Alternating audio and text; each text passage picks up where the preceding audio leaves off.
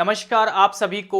Exam को attempt करते time आपको किन किन बातों का ध्यान रखना चाहिए, इसके रिगार्डिंग कुछ टिप्स मैं आपको देने वाला हूं और ये सारी बातें आपको फॉलो करनी है।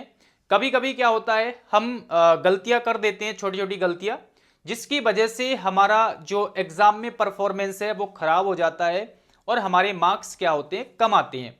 तो आपको ये सारी चीजें ध्यान रखनी है, इन टिप्स को फॉलो करना है एग्जाम को अटेम्प्ट करते टाइम, ताकि आपका परफॉर्मेंस जो मॉक टेस्ट में आप स्कोर कर रहे थे उससे ज्यादा ही वहां पर आए। ठीक है, तो चलिए एक एक करके मैं आपको बता देता हूं।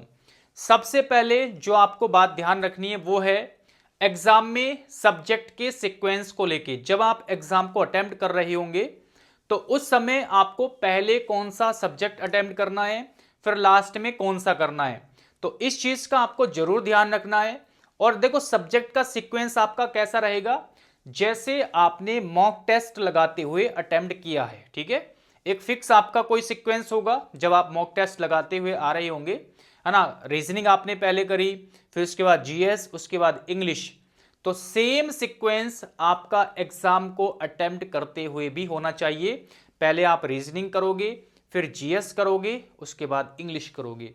अगर आप मॉक टेस्ट में पहले इंग्लिश कर रहे हो, फिर जीएस कर रहे हो, लास्ट में रीजनिंग करते हुए आ रहे हो, तो वैसा ही आपको फिर एग्जाम में भी फॉलो करना है।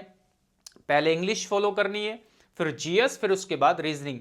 मतलब आपको सीक्वेंस चेंज नहीं करना है, जैसा मॉक टेस्ट में था वैसा ही आपको रियल एग्जाम में रखना है।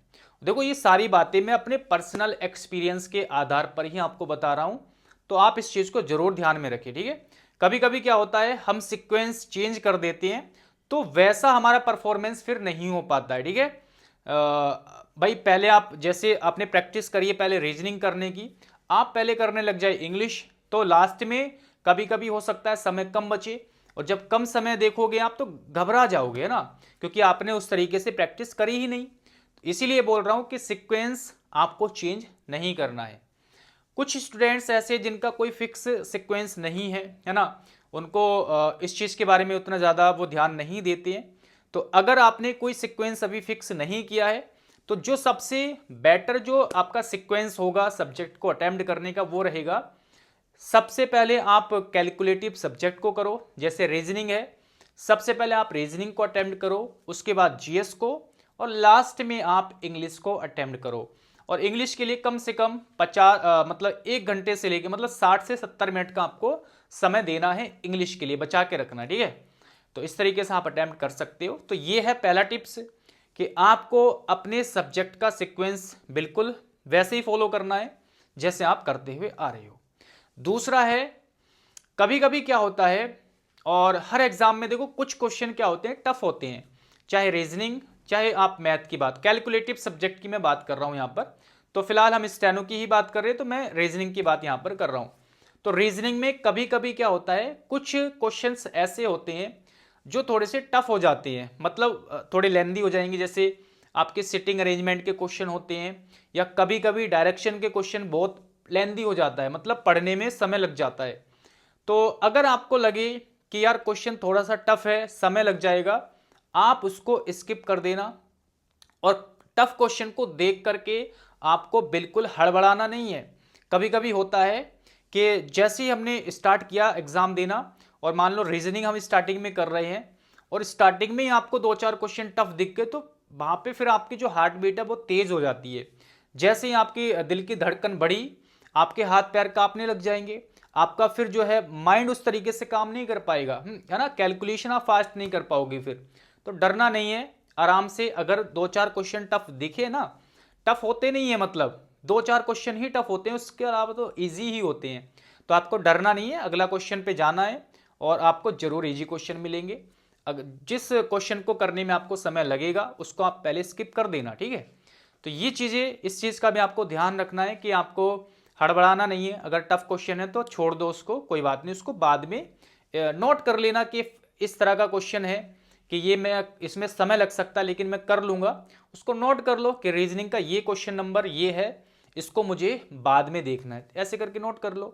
ठीक है, तो 2 टिप्स मैंने आपको बता दिए, 2 टिप्स मैं आपको बता चुका हूँ। तीसरा जो आपको ध्यान रखना है, जब हम एग्जाम देने जाते हैं तो वहीं पर आपको रफ शीट और पेन मिलता है। वो जो पेन होते हैं थोड़ी सी लो क्वालिटी के होते हैं, मतलब स्मूथ नहीं चलते हैं। अगर पेन आपका स्मूथ नहीं चलेगा, उसमें चलाने में अगर आपको दिक्कत आएगी, तो आप हर क्वेश्चन में 5 से 10 सेकंड एक्स्ट्रा ले लोगे, और जब आप टोटल इसको ऐड करोगे तो बहुत ज़्यादा समय आप उसमें एक्स्ट्रा खर्च कर चुके होंगे। तो इस बात का भी आपको ध्यान रखना है कि पेन एक तो जब आप लो तो उसको एक बार चला के जरूर देखो, और अगर वो सही नहीं चल रहा तो चेंज कर लो, या फिर उसको थोड़ा सा रब कर लो, ताकि कैलकुलेशन करते हुए उस पर ज़्यादा मतलब स्मूथ चले, उस पर ज़्यादा आपको प्रेशर लगाना ना पड़े, या इजीली वो पेन जो भी कैलकुलेशन आप कर रहे हो वो इजीली हो जाए। तो ये चीज़ भी आपको ध्यान रखनी है, छोटी सी बात है लेकिन ये भी आपको जरूर ध्यान रखनी है, ठीक है। तो ये तीनों बातें आपको फॉलो करनी है। अभी फिलहाल के लिए ये 3 बातें मेरे माइंड में आई थी जो मैं आपके साथ शेयर कर चुका हूं, और बाकी अगर एग्जाम से रिलेटेड कुछ और टिप्स मेरे माइंड में आएंगे तो मैं आगे आपको अपडेट कर दूंगा, ठीक है। बाकी डेली शेड्यूल के लिए आप टेलीग्राम चैनल ज्वाइन कर लेना, वहीं पर आपको डेली अपडेट देता हूँ कि आपको क्या क्या चीज़ें करनी चाहिए। और हमारे टेस्ट वगैरह भी होता रहता है एप्लीकेशन पर, जो कि फ्री ऑफ कॉस्ट है, आप वहाँ से टेस्ट भी अटेम्प्ट कर सकते हो, ठीक है। बाकी कोई क्वेरी हो तो आप कमेंट करके पूछ लेना। Thank you.